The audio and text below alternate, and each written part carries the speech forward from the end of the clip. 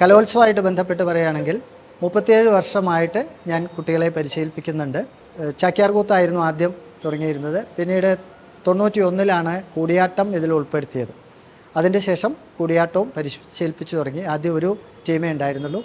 എൻ്റെ ലക്ഷ്യം ഇതിനെ പ്രചരിപ്പിക്കുക എന്നുള്ളതാണ്. നമുക്കറിയാം, കേരളത്തിലെ പൊതുവേദികളിൽ ഇന്ന് ക്ഷേത്രങ്ങളിലായാലും മറ്റ് സ്ഥലങ്ങളിലായാലും കൂടിയാട്ടം തീരെ ഇല്ല എന്ന് തന്നെ പറയാം. അപൂർവം സ്ഥലങ്ങളിൽ മാത്രമേ അവതരിപ്പിക്കുന്നുള്ളൂ.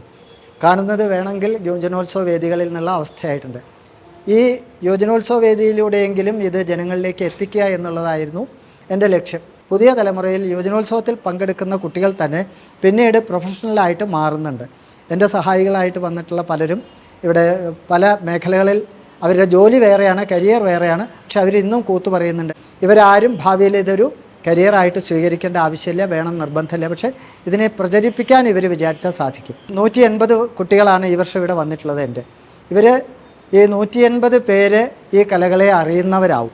അത്രേ ആവശ്യമുള്ളൂ. അവരുടെ പാരൻസ്, അവരുടെ അധ്യാപകർ, ഇത് ഏത് സ്ഥലത്താണ് ഈ കല അവതരിപ്പിക്കുക എന്ന് പറഞ്ഞാൽ ആ സ്കൂളിലത്തെ കുട്ടികൾ, അവിടുത്തെ ആ നാട്ടിലെ ജനങ്ങൾ, അപ്പോൾ അവരിലേക്ക് ഈ കലാരൂപം എത്തുകയാണ്. ഇതാണ് പൊതുവായിട്ട് കലോത്സവമായിട്ട് ബന്ധപ്പെട്ട് പറയാൻ ഉള്ളത്. പിന്നെ മാത്രമല്ല, എന്നെ സംബന്ധിച്ചതൊരു മത്സരമല്ല, പേര് തന്നെ കലോത്സവം എന്നാണ്. അപ്പോൾ ഉത്സവം എന്ന് പറഞ്ഞാൽ ആഘോഷിക്കാനുള്ള, ആഹ്ലാദിക്കാനുള്ള. പക്ഷേ ഈ ചാക്യാർകൂത്തിൻ്റെ ഒരു പ്രശ്നം എന്ന് പറഞ്ഞു കഴിഞ്ഞാൽ ഇന്ന് 2-3 പ്രതിസന്ധികൾ നേരിടുന്നുണ്ട്. ഒന്ന്, ഈ പൊളിറ്റിക്കൽ കറക്റ്റ്നെസ്, ബോഡി ഷെയ്മിങ്, ഒരാളെ ചൂണ്ടി മനസ്സുറപ്പിച്ച് പറയാൻ പറ്റാത്തൊരു കാല. പണ്ട് ഹാസ്യത്തിന് നിദാനമായിട്ടുള്ളതായിരുന്നു ഈ വണ്ണം കൂടിയ ശരീരപ്രകൃതി, ശോഷിച്ച പ്രകൃതി, അതുപോലെ കഷണ്ടി. ഇതൊക്കെ ഹാസ്യത്തിന് ഹേതുവായിട്ടുള്ളതായിട്ടാണ് പറയപ്പെടുന്നത്. പക്ഷേ ഇന്ന് അതൊന്നും നിവർത്തിയില്ല. ചാക്യാർകൂത്തിൻ്റെ എത്തിക്സ് പറയുകയാണെന്ന് വെച്ചാൽ എന്തെങ്കിലും തരത്തിലുള്ള ന്യൂനതകളുള്ളവരെയൊന്നും കളിയാക്കാൻ പാടില്ല. അതുപോലെ സ്ത്രീകളെ പ്രത്യക്ഷമായിട്ട് ചൂണ്ടി പരിഹസിക്കാൻ പാടില്ല എന്നുള്ള നിയമങ്ങളൊക്കെയാണ്. ഞാനൊക്കെ കഴിയുന്നതും അത് പാലിച്ചു പോരുന്ന. സ്ത്രീകളെ പറ്റി പറയാം, പക്ഷെ ചൂണ്ടി പറയില്ല.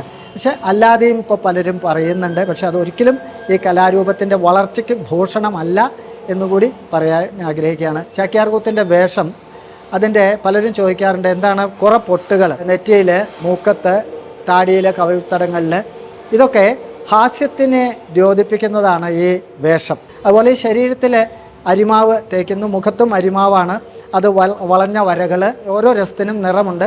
അതിൽ ഹാസ്യം വെള്ളയാണ്. വരകളുടെ തമ്പുരാൻ എന്ന് വിശേഷിപ്പിക്കപ്പെടുന്ന ആർട്ടിസ്റ്റ് നമ്പൂതിരി അദ്ദേഹമായിട്ടുള്ള സംഭാഷണ മധ്യേ ഒരിക്കൽ പറഞ്ഞതാണ്, നിങ്ങളുടെ ഈ കൂത്തിൻ്റെ വേഷത്തിൻ്റെ ഒരു പ്രത്യേകത വളഞ്ഞ വരകൾ വളരെ ശക്തമായിട്ട് ഹാസ്യത്തിനെ ദ്യോതിപ്പിക്കുന്നതാണെന്ന് പറഞ്ഞിട്ടുണ്ട്. ശരീരത്തിലെ പൊട്ടുകൾ സാധാരണ ഒരാൾ കുളിച്ച് കുറി തൊടുന്ന പോലെയുള്ള ഇതേ ഉള്ളൂ. ഒരു കാതിൽ തെച്ചിപ്പൂവിൻ്റെ അണപതി, ഇപ്പോൾ അത് ഉളന്നുകൊണ്ടൊരു ഉണ്ട, അതുപോലെ ഒരു മീശയുടെ ഒരു കൊമ്പ് താഴത്തേക്ക്, ഒന്ന് മുകളിലേക്ക്, പിന്നെ 2 മീതെ. ഇങ്ങനെ കാണുന്ന മാത്രയിൽ തന്നെ ഹാസ്യം തോന്നിപ്പിക്കുന്ന രീതിയിലുള്ള വേഷങ്ങളാണ് കൂടിയാട്ടത്തിലെ വിദൂഷകൻ. ആ വിദൂഷകനെ അടർത്തിയെടുത്തിട്ടാണ് സ്വതന്ത്ര പദവി നൽകി തോലൻ്റെ കാലത്താണ് ചാക്യാർകൂത്ത് എന്ന കലാരൂപം രൂപപ്പെടുത്തിയത്.